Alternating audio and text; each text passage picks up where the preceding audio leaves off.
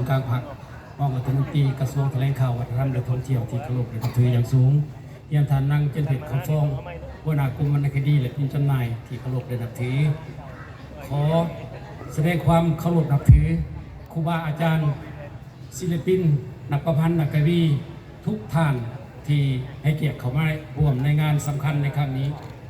สมาคมนักประพันธ์ลาวในนามส่วนตัวข้าพเจ้าสนับสนุนและดีอกดีใจเป็นอย่างยิ่งที่งานดังกล่าวนี้ได้เกิดขึ้นในมื้อนี้ในมื้อฤกษ์งามยามดีนี้และเกิดขึ้นณที่นี้ สถานที่ที่มีความหมายที่สุดแล้วอดีตข้าพเจ้าขอให้สืบต่อเป็นประเพณีต่อไปสมาคมนักประพันธ์ลาวยินดีต่อความคิดการสร้างสรรค์ของพระอาจารย์ไพวันมาลาวงศ์นักประพันธ์รางวัลศิไรที่ได้ประดิษฐ์ศาสตร์ความคิดนี้ขึ้นมาคือดังเพิ่นได้ปาลุกสู่วัฒนธรรมได้ครับฟังกันแล้วก็ถือว่าเป็นนิมิตหมายที่ดีที่สุดสำหรับวงการของว่าบ่เคยจัดมาก่อนจัดอยู่ในวัดในวาใส่กับบุญศีลกินทานเพิ่นอันนี้ข้าพเจ้าว่าสาธุนำหลายดีอกดีใจหลายที่มีงานดังกล่าวขึ้นและก็บรรดาทานโดยเฉพาะทานห้องรัฐมนตรีพร้อมด้วยบรรดาทานที่มีเกียรติได้สละเวลาเข้าร่วมนับว่าเป็นเกียรติอันสูงส่งสำหรับสมาคมนักประพันธ์ของพวกเราสำหรับนักประพันธ์นักกวีที่มีโอกาสได้ขึ้นมาเว้าได้มีเวทีขึ้นมาได้อ่านบทประพันธ์ของตัวเองหาใช้บ่ได้แล้วนักประพันธ์นักกวีถือว่าเป็นเกียรติสูงสุดแล้วมีเวทีแบบนี้อันนี้ข้าพเจ้าภาคภูมิใจน้ำลายพระอาจารย์เพิ่นมักประดิษฐ์ในสิ่งที่หลายๆคนบ่กล้าเฮ็ดเพิ่นสามารถเฮ็ดในสิ่งหลายคนบ่สามารถเฮ็ดอันนี้ข้าพเจ้ายอมรับความสามารถของเพิ่นเป็นพระสงฆ์องค์ทมิตร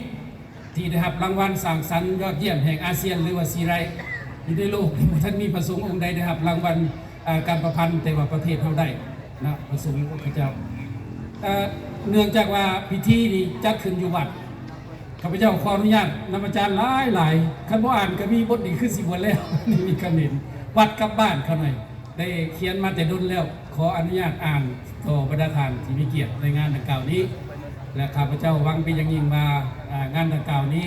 จะเป็นนิมิตหมายหรือเป็นสิริมงคลให้แก่นักประพันธ์นักกวีทุกท่านเนาะเขียนกวีตั้งแต่บ่ทันได้ใส่แว่นตาเดี๋ยวนี้4 ตาแหละยังสืบต่อเขียนอยู่บทกวีอยู่ในปึ้ม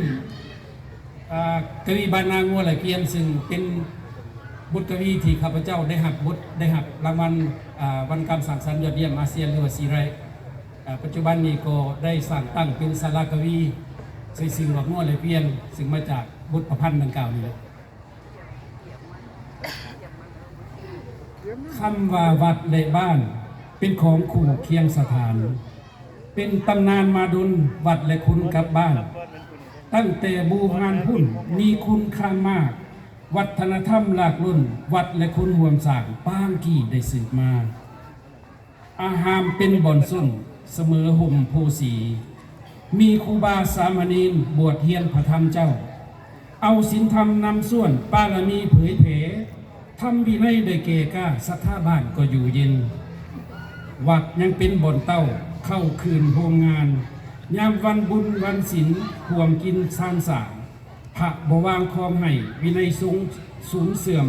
ศาสนาก็จริงเหลื่อมเจริญบ้านคูสถานดังนั้นอย่าให้วัดและบ้านหันภาคคอยผัดคัดวินัยศีลธรรมสิกรรมมองคองเข้าอุปสกให้เป็นเจ้าศรัทธาเฮาอย่าป่าปล่อยเศร้าคำค่อยเรียบใต้อย่าใกล้ล่าวัดสีมองพระต้องเข่งขัดเข่าวินัยเก่าทางสูงปงตันหาโลภะกิเลสล่ามล้นใหม่ถือวินัยสูงมั่นขันติธรรมนำสว่างเป็นหนทางซอยให้จิตใจเกี่ยมผ่องสีมีวัดมีหมู่บ้านกินทานมวลส่วนประสานไผก่อขานคัดสีห่วมทวีสินสร้าง